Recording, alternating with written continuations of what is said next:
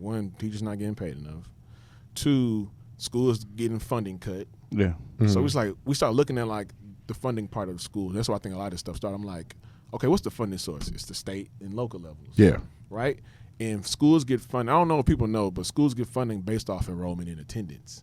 Right? So the more kids that go there justifies the state to say, hey, we need to give y'all more money because y'all have more kids here, just naturally. Yeah. So when you start red zoning, redlining, or you take out different resources from schools or programs, it makes the school less attractable. To where now as a parent, you're going to do 2 things. You either going to move your kid out of school or you're just going to move. Yeah. Right? Yeah. And so this is how gentrification starts. And people don't know they start with schools first. Absolutely. Because as a parent, say enough of y'all move the kids out, right? Yeah. Now the state is like, oh, ain't no kids here no more. Yeah. I don't need no money. Yeah. That's exactly what happens. Right? County So like, loses money. right. Yeah. Oh, you know what? A lot of y'all leave now. Oh, the property value going down. Ain't nobody Yeah, staying over here. yeah, all of So that. the business is like, yo, we don't want to. Nobody comes anymore. Yeah. Exactly. And so now they walk in like, hey, let me fix it for you guys. But they're getting this stuff ready for their kids once they get done. Yeah. That's exactly what That's happens. all they're doing. No, that's exactly. That is So I'm exactly like, what yo, happens. and the reason why people don't know what we do, because I purposely don't try to overly promote the real underlining thing. Yeah. It's like really reverse with gentrification that we're pretty much trying to do. Yeah. So if I get, so HEB is like one of our supporters, right? Yeah. And I talked to them, I was like, hey, and the only reason why I got to HEB, again, how God works, the director of diversion and inclusion for HEB is a deacon at my church. Oh, that's good. Yeah, his brother went to HBCU too. Yeah. You know, so he was like, man, Jarren, this is what we're doing. So I'm like, I know. So when I did Senior Fest, I'm like, hey, I want this HEB offer OST and Scott to be the one to support Yates. Because naturally these kids and families are going to go to this one. Go to that one. They go in there. They already go in there. Yeah. So the least you could do is give some money back to the school. Yeah. Because ultimately, our parents going to see, like, if you give my kids money, I'm going to keep shopping in your store. Yeah. Yeah. I see where my money's going. Yeah. So now we created this business cycle of, okay, the businesses give to the education and the education gives to the community. Is doing this as it's supposed to be. Yeah. Absolutely. Right? So we start doing that, multiplying over to the other businesses and stuff like that.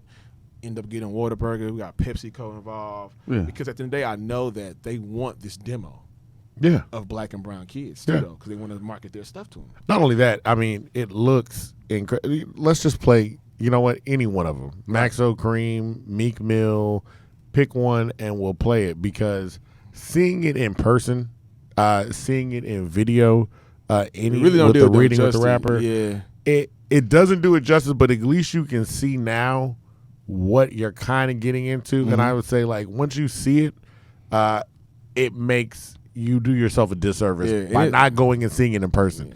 Seeing it in person, seeing the way the kids respond to what's happening. Yeah, it's seeing adults.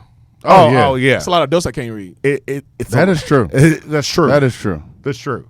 So yeah, play any one of those. I'll let you pick. Oh, that's the Max one.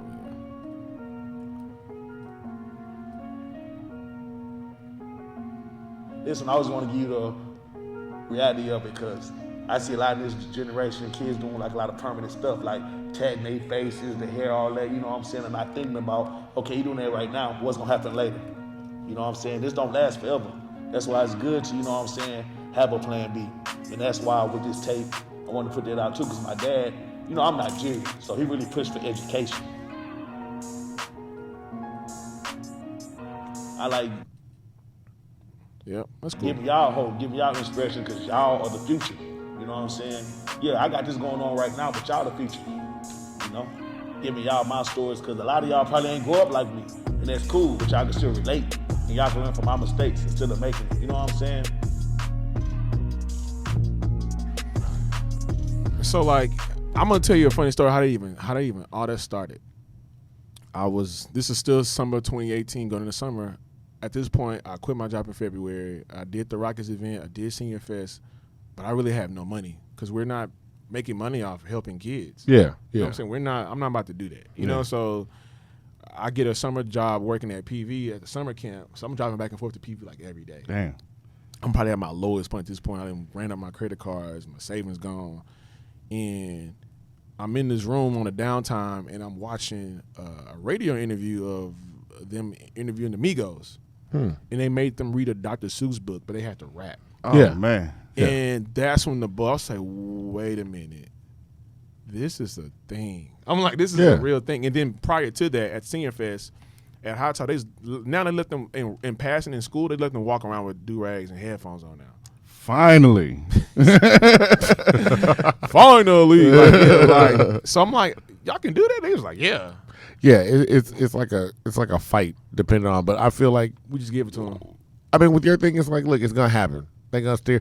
And then the other thing too is you gotta find this balance between treating children like entities, like people, and not because I was like, think about as an adult how often you walk around with everybody walks around with AirPods. Yeah. Everybody walks around in their own zone at work, like chilling. AJ got them on now. And that's the thing. It's one of those things. Got them where in my it's like, pocket. So, yeah. am I going to fight against you to be like, because really the fight is, and I get the fight. It's like, I got something that you need to hear, and I'm trying to express it to you. How do I get that to you? And it's like, I need you to take this out. I need you to do this. I need you, because I'm constantly having to do that. But there is like, your thing kind of circumvents that, where it's like, I'm giving it to you in a way where you want to hear it.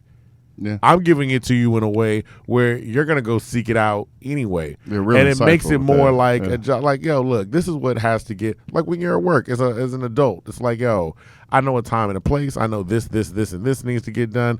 But I like to enjoy music while I'm doing it and that kind of thing. So yeah, And we started it, and I knew, I'm like, instantly I got it, because I'm like, okay, I'm looking at us as adults, what grabs us. Mm-hmm. We love going to the club. We love concerts. We love these little tangible things. Yeah. How can we put this in a classroom? Because naturally, that's our frequency that we're on. Yeah. So I was like, I knew it wasn't so much about changing the information. It's about changing how to get it. Because these kids are literally on their phones more than we are, so their attention spans are lower than we are. So how can we infuse music, tech, and lights and all that stuff like that? So I went to one of my homegirls, Jeremy, Miss Gant. She's a teacher in A-Leaf. She's an ELA teacher. I'm like, yo, I got this idea. She went to PV also. I'm like, yo, I got an idea, but I know it has to make sense scholastically. Because if I don't, they're going to push this all the way out. oh yeah, They're going to even entertain it at all. yeah.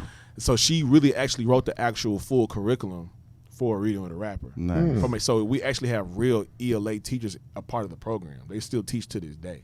And like I said, when you guys got up, I mean, the one that I saw, when she popped up there and started breaking down, and y'all showed The Figure the Language Challenge, yeah. Yeah, they showed a number of different lyrics, but these were actual rap verses that they're playing in the headphones, so the kids are just listening to music, Highlighting. I will say too, I thought y'all handled the explicit lyrics well too. Yeah. Y'all handled that real well. Because at the end of the day, we know they listen to it already. Yeah, But like, there was that part of the lyrics part. I'm glad you brought that up too, the lyrics part. The lyrics part, and then the presentation of everything. Yes. That's super big on us, because we know when a kid walks into the room off a presentation, they already locked in. Yeah. And we ain't said one word yet.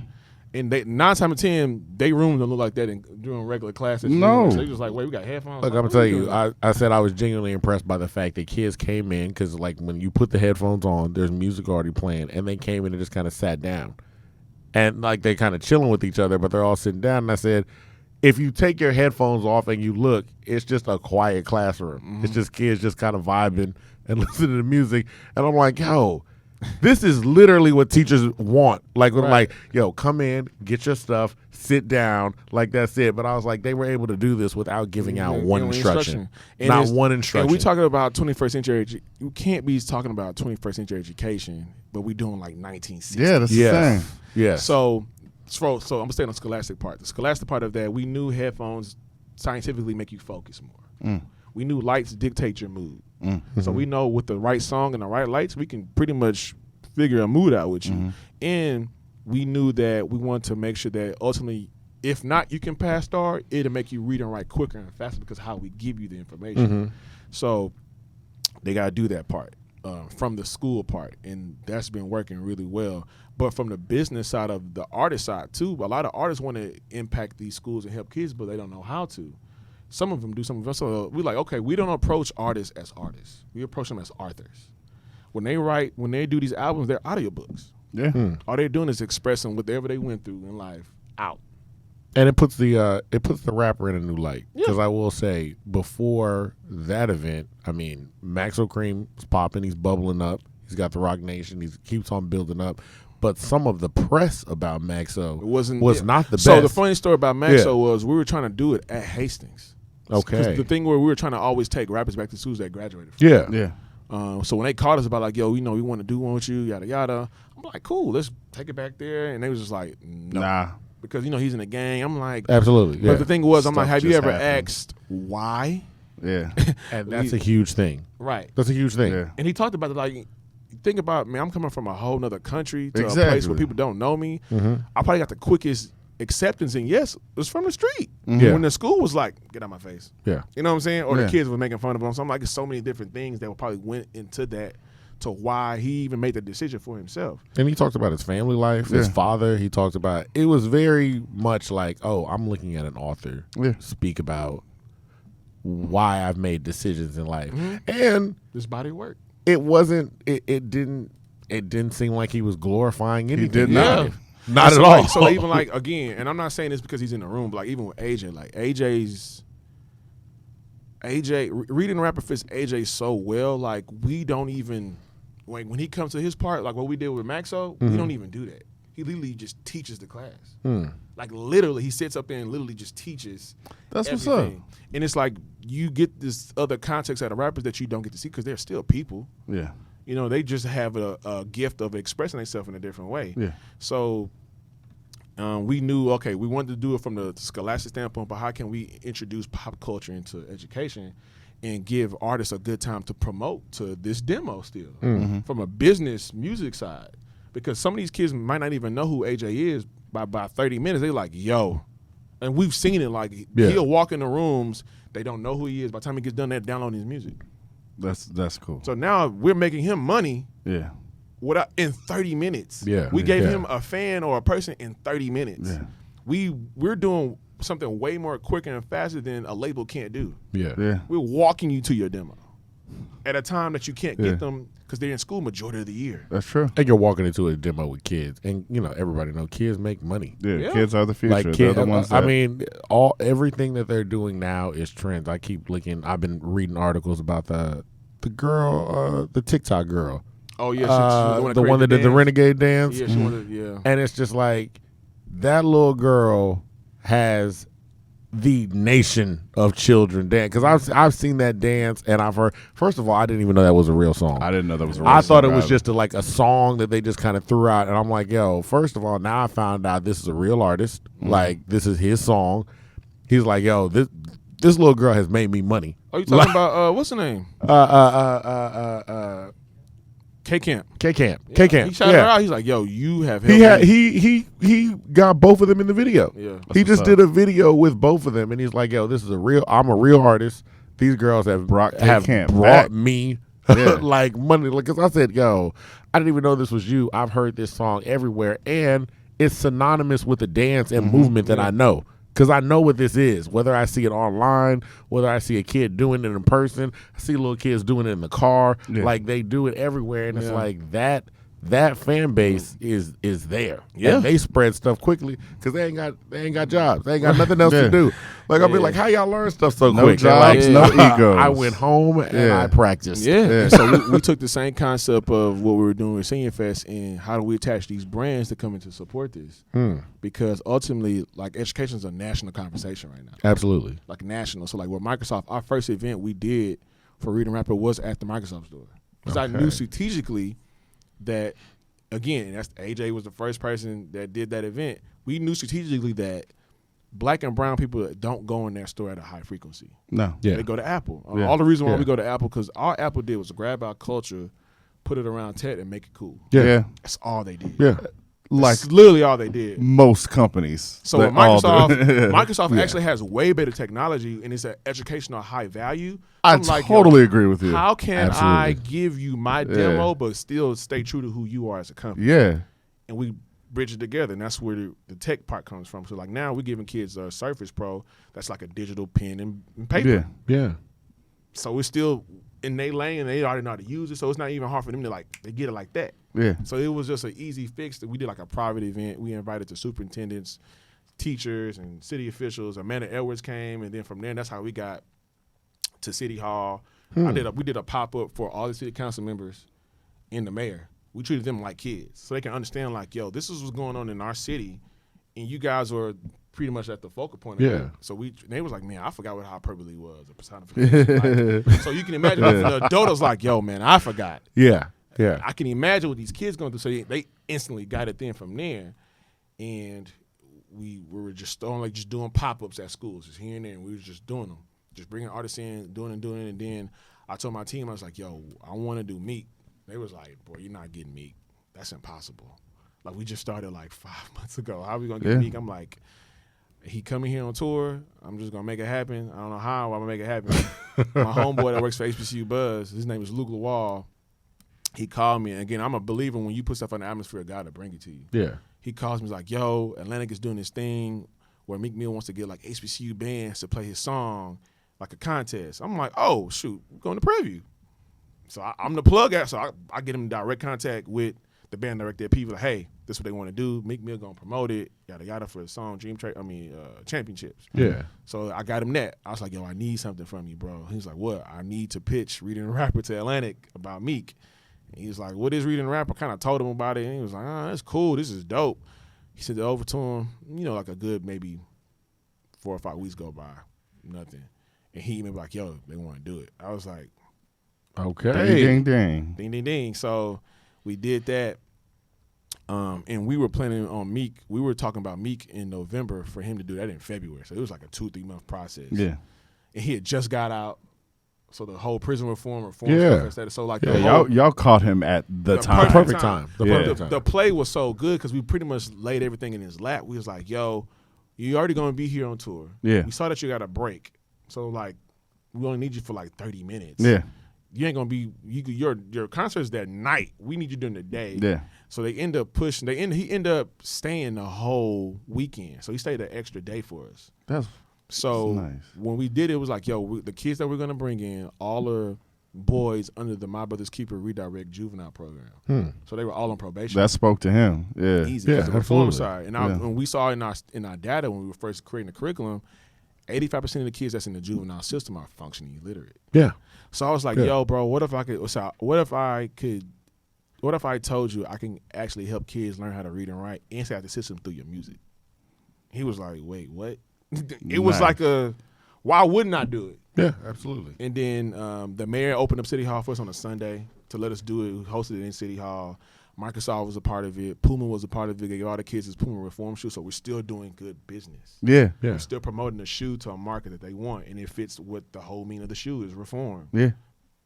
That's all around culture. dope. And it was like from there, that's when Maxo happened, and then we end up, long story short, we end up closing the deal with Aldine. Like, we're in all their middle schools now. Okay. Doing after school program. So, and we did New Orleans. So we did 4 charter schools in New Orleans.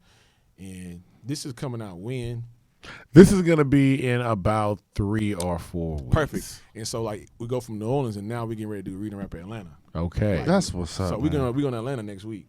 So Atlanta is next week. And this is when we're talking about like Aldine. We're going to keep going. We're going to talk about we talk about like Aldine, and when you're saying you're in the school districts, this is an actual program. This is an after school program? So it's an after school program. And for 8 weeks, they're doing this program. For 2 weeks, they focus on ELA tracks. So when we first come in, they have to write us a prompt, right? Write about yourself. Okay. Most kids don't know how to express themselves anymore, talk about themselves. They don't do that. So we want to see all the mistakes so we know what to focus on for the next couple of tracks. So once we get that prompt, for 2 weeks, we focus on ELA tracks. So say if yours is figurative language, say yours is closed reading, and you don't know how to use sentence structure properly. We focus on those tracks for 2 weeks. Right? Through the album. Because now we're not doing a song, we're doing the album because it's the whole 2 months. Okay. So we do that, and then we transition from ELA tracks to social tracks. What is the song and the album actually talking about? Can we create a safe space for you to talk about what's going on in your life now because the music is talking about it? Because that might be a reason why you're not reading or why you're not coming to school that people or teachers don't want to ask. That's right? therapy, damn it. It's therapy. That's 100. So now come back and write again. So we see the growth. Oh, After 2 weeks, man. come back and write again after the 4 weeks. So now they have to write their song. They're writing their essay. Yeah. Okay. And all they're doing ELA-wise for a rapper, they're expressing themselves through the right ELA metrics. That's Yes. all rappers are doing. They're doing the same thing. They don't even know they're doing it. Yeah. You know, so I'm just like, and at the very end, you think you have to present your essay into like the principal and all those people like that. That's when the artist comes to surprise you. So when what y'all saw a condensed version of 8 weeks in a 45-minute hour session. Okay. So the artist comes at the very end of 8 weeks to talk about the whole album, what it meant to them, why I wrote it, X, Y, and Z. So like right now, all 9 schools in Aldine are getting ready to study AJ. And we're going to bring all the schools together at one point for one big event for what y'all saw. Yeah. Okay. That's real. That's dope. Man. So they have no idea he's coming. They're going to be like, bro, I've been studying your music for 2 months. Yeah. I'm a fan now. Now, you got huge and now fans. you're in front of me. Yeah. Talking about why you did all this. It's like, bro, you changed my life. Like, I'm absolutely. in front of you. Absolutely. And especially, I noticed the connection. You have so many connections, just local Houston artists too. Yeah, we want to make sure purposely that we did local artists. We see AJ, Killer Calleon, DeLorean. Maxo Kream, DeLorean. And the people that you're naming, they're not doing like, and this is no disrespect, they're not doing like, no, they're doing high level lyrical rapping. Absolutely. So no, now that's really what you it is. can't hide if you're not rapping, you can't hide with this. Yeah. No, that's really what it is, because when you would see the teacher going through, and like I said, they would flash the lyrics up, the kids are following along, but I'm like, it's a lot of, like, especially I just kept thinking about, like, the Meg Thee Stallion thing. You're looking at it and you're like, she's really spit, like, this is a lot, and then it's like, deeper. Show me the alliteration in here, show me this, show me that, and the kids are like, that's that, like, I know this, I know this, and I know this, and it's like, now we're dissecting the lyrics here, and I don't know, it takes the lyrics to a whole nother level. And like, even by the time Maxo came out, when Maxo's telling his story, there's a little bit more understanding it in the song now. You're like, I get it. And there's more reverence for his actual story. Like, you view him as a person. Like, you're like, this is a dude. Like, you an immigrant. You got your father that came here. You're trying to build up something. And now I can start to understand the choices that you decide to make. And this is not just what I feel like a lot of people might view a Maxo or a type artist like that. Like, this dude just rapping about gang stuff. Nah, he rap about his life. You want people in gang stuff. And he's like, no, I rap about my life.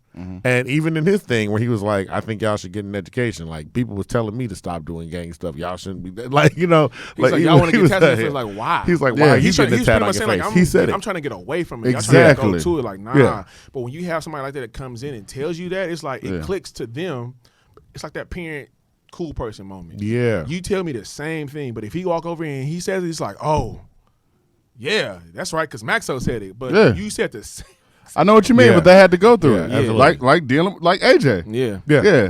Like, AJ's the cool factor. So it's like, the fact that there's a rapper in front of me, he's like, yo, go to school. He's like, I mean, like you said before, hearing his story, I'm like, golly. Yeah. And I would say it's like the icing on the cake thing, because the kids were already captivated before Maxo came out. Yep.